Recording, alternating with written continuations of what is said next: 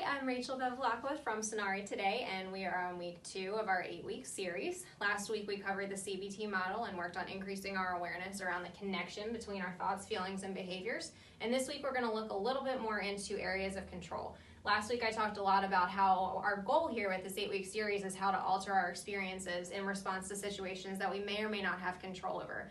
The only way we can do that is find out what areas do we control and what areas do we not. I have a lot of clients who enter this program saying, I have no control over anything. And when I ask them to explain what that means, they typically tend to say, I'm depressed all the time, or I can't get my brain to shut off. And that kind of makes sense to me because the perspective that I work from says that we have 0% control over our feelings, 50% control over our thoughts, and 100% control over our behaviors. So when they come in and tell me I can't get my brain to shut off, that's very much referring to the 50% that I don't control, which is our automatic thoughts. And when they say, I can't stop being depressed, I can't stop crying, I can't do these things, that's more feelings. Again, we don't have control over them.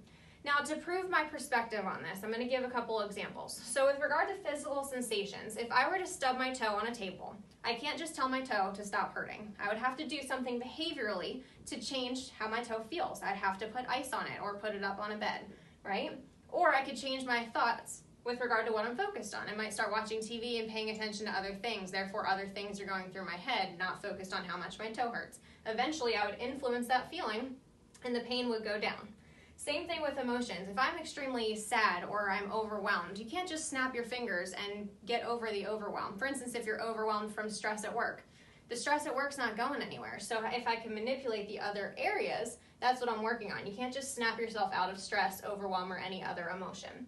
So that's the 0% control over feelings. With regard to our thoughts, you have 50% control over them because you can respond to the thought in the way that you want.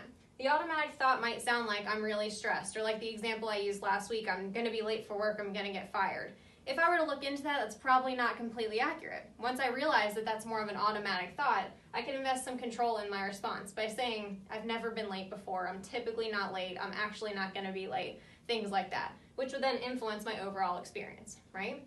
And as far as behaviors go, a lot of people have debate around that. I can't have 100% control over my behaviors. When I'm depressed, I can't get out of bed. Well, the thing I want to challenge you with is, can you actually not get out of bed, or do you feel like you can't get out of bed? Because a lot of times, if I were to tell you there's a fire downstairs, you'd probably get out of bed because I am physically able to get out of bed. When I'm depressed, though, I feel like I can't get out of bed. I feel heavy. I don't have any motivation to get out of bed. Why would I get out of bed? A fire would make it a little bit different. So there's a difference between feeling unable and being unable.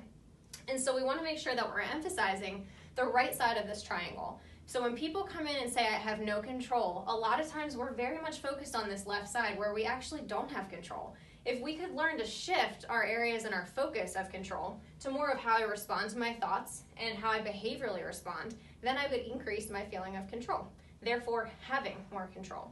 So one thing I want to make sure we're working on this week is to see how much you identify with all of those people that come to see me and say that same thing of I have no control over anything. How often do you feel helpless because you're so focused on controlling your thoughts and your feelings? If that's something that you do, that's a good thing because that's somewhere we can work with. If we can notice a pattern, that's something we can do. So same thing as last week, I want you to be setting 3 alarms a day and make sure that we're working on awareness. How often, when you start putting those alarms on and when you're sitting down to look at that, how often are you stuck in a thought pattern? How often do you feel very helpless in an emotion?